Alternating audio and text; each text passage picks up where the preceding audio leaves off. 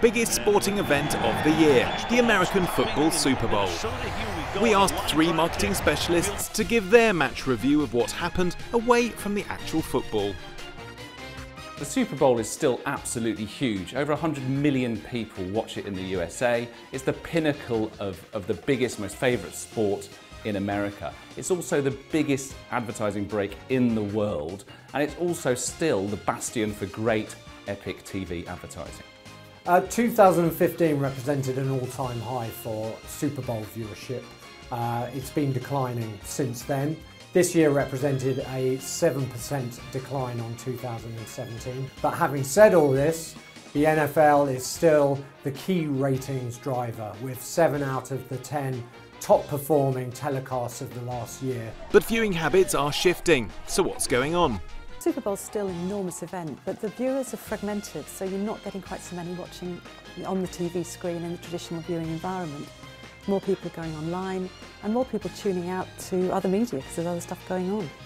Everything's declining that's on television. The Oscars, the Emmys, Golden Globes all come down in the last 3 years. Firstly, competition. Everyone's got into box sets, the Netflix, Amazon Prime. There's so much choice, there's so much great content out there now to watch. Secondly, consumer trend towards instant gratification. And thirdly, of course, is concussion. So concussions come up in the news more and more, research is there, and it's certainly having an impact, to excuse the pun. 67% of millennials use at least one social account to watch sports highlights. There's also a broader backdrop of cord cutting in the US. Something like 20.2 million US users have already cut their cord. There's also a phenomena of cord nevers, so people who are never going to pay for TV subscriptions, and this is forecast by 2021 to be a total of 41 million people in the US. Even if people are switching off, there's still a massive TV audience that attracts the world's biggest brands to advertise around the game. The ad break is still huge in the Super Bowl, and actually because viewer figures are going down, ironically there's more competition for places because advertisers want to reach the same number of people. So you've got an awful lot of advertisers clamouring for the spaces, but my own view is that the ads are a bit less controversial this year. I think people have played it a bit safer. Last year it was all about serious advertising. This year it's more about fun and cool advertising. The winners are Alexa from Amazon. PepsiCo did Doritos and Mountain Dew ad that was absolutely fantastic and funny. But the best one actually was Tide, which was strategically clever and took ownership of all the advertising on Super Bowl by saying everything looks like a Tide ad. Sarah? It's a Tide ad. A couple of ads stand out in terms of being the winners. I loved the Mountain Dew Doritos contrast. You know, the hot Doritos and the cold Mountain Dew. I think they were clever in the way they used the celebrities involved. They were clever in the way that they made the product really intrinsic to the way the ad unfolded. So I loved that. Alexa, I think, was fantastic. It's not always a brilliant idea to use celebrities.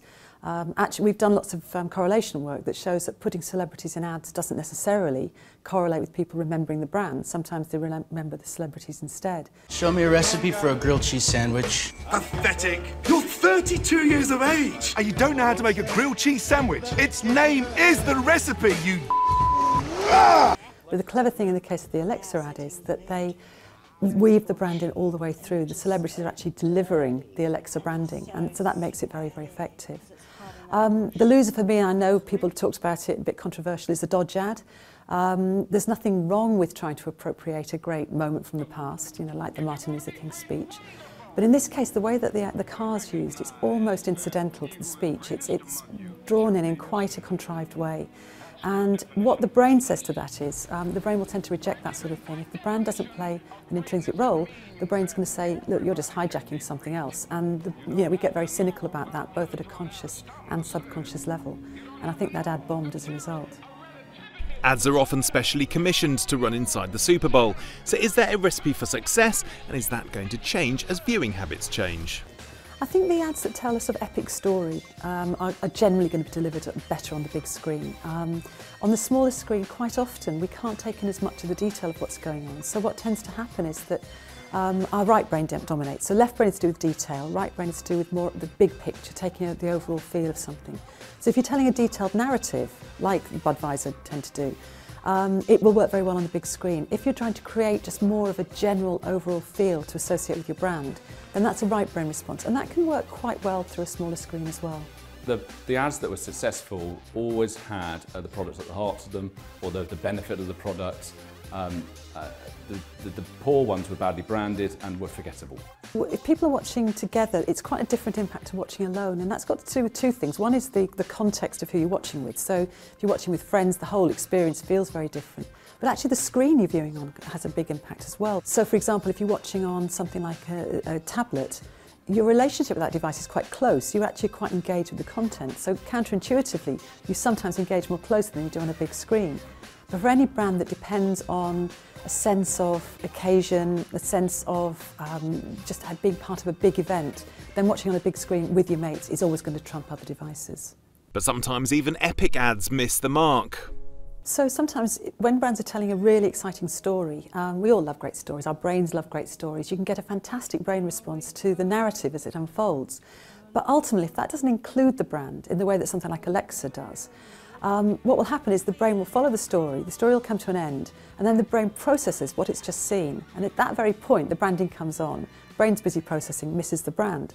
A good example of that from last year was the Budweiser A Lost Dog ad, which was a lovely ad, and the most talked about ad on social media, had fantastic sort of levels of response on Twitter. But when you look at those responses, everyone was talking about the dog, not the brand. And levels of visits to the Budweiser website actually went down the day after the Super Bowl because people were picking up the story and they weren't necessarily linking it to the brand. And that's the big danger of telling a huge epic story. And it's not just about the adverts. Brands can have a great impact in the Super Bowl itself. The quick answer is that Pepsi are the winners due to their sponsoring of the halftime show, which picks up the most amount of coverage and the most relevant screen time in terms of in-game. We've done quite a lot of work looking at what causes people to take on board and remember branding that's delivered in that more sort of sponsorship or placement sort of way. And there's one or two rules that brands can follow. And the key one for brands actually in something like the Super Bowl is the closer you can get to the players' faces, the more likely you are to be remembered. So branding on apparel is going to work much better than branding on a billboard in general. Simply because our brains are much more interested in people and in faces and interaction than they are in the side of the stadium. So who ends up being the ultimate winner? Well, the NFL will win ultimately if it loosens its restrictions around in-game signage and also social sharing. It'll be able to drive more and more exposure of NFL content, and that will actually lead to more over-the-top subscriptions. The brands will be winners because they get close to classic sporting action that gets replayed and shared time and time again and is more durable than just a TV broadcast that has the lifespan of that broadcast and then fades away.